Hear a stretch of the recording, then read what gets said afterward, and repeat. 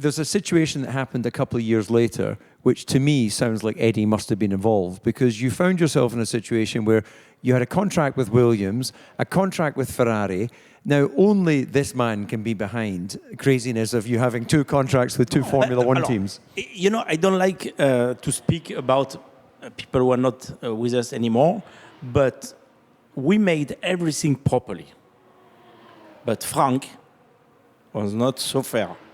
Listen, So he changed the we don't need deal. to go into that just now, but I think I've said on this podcast many occasions, and even Bernie said at the team principals, Frank had the ability to be dishonest. We probably all were if we were really honest with each other. But Frank I'm used to... confused. Are you being honest or are you lying? Because Let me just tell you the story, because I'm not sure, maybe Sean doesn't know, but I had a lockup.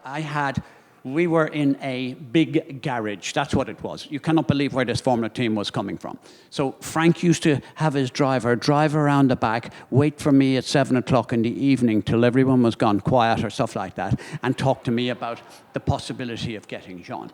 I'm ringing Jean. Jean says, so I agree a contract, except you conclude the contract, but Frank came to me with how do I do it and what do I do it and what does he want to get paid. We signed a contract with Frank. Proper one. For Formula One. Yeah, for Formula One, but a proper contract. Oh, sure. And I was pleased about that because, you know, when Ferrari came to me and said, we are interested, I said, I'm sorry, I cannot. And I talked to Eddie and said, Jean, you have a contract with Frank and be happy. And he said, no, of course. But, you know, I have to say no to Ferrari. He said, okay. Yeah, but he's from Sicily, remember? He's half Italian.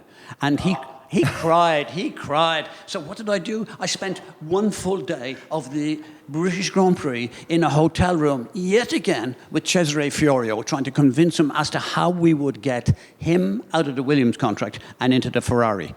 Yes. True? No, Is that that's true? That's true.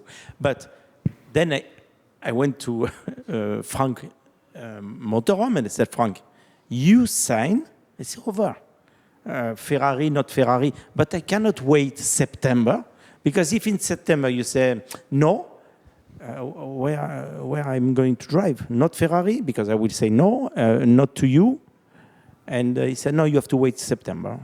and he knew you had a Ferrari I show him. option.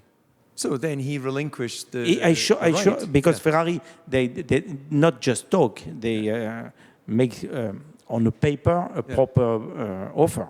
So you, if we accelerate this conversation, you sign to Ferrari, and then does Williams then try and Opposite. I signed with Williams, okay, and Ferrari give me the proposition.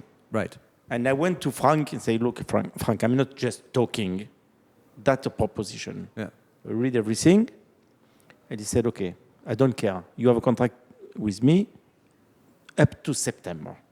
I said, Frank, that was the worst case. Yeah. But because the contract we signed was you should make the announcement in France, and now we are 2 weeks ahead. You didn't do it. That means I have to wait up to September to know your decision. No. And they say, I don't care, you have a contract. So I signed a contract with Ferrari. But Ferrari knew. Huh? What you have to remember is that Frank got handsomely paid by Ferrari. Were very correct. They paid him a chunk of money, and they gave him Mansell's car. They gave him the Ferrari car that it was in prime condition for his museum. And I rang up Frank and I said, Frank, I'm sure it's past your mind, but I'm here. You need to sort of square me away. And he said, I don't understand, square you away. What does that mean? And he said, Where is my cut? That's his, yeah. And cheeky. But I wasn't cheeky. I created the whole thing. I made this monster here you're looking at.